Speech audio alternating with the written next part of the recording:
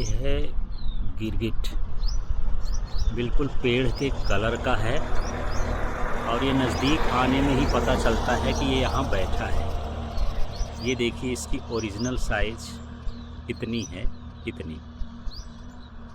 और इसको देखिए, ये लगता है किसी शिकार में बैठा है या कुछ नहीं। ये लंबे समय तक स्थिर रह सकते हैं, लगातार इस तरह से बैठे रह सकते हैं।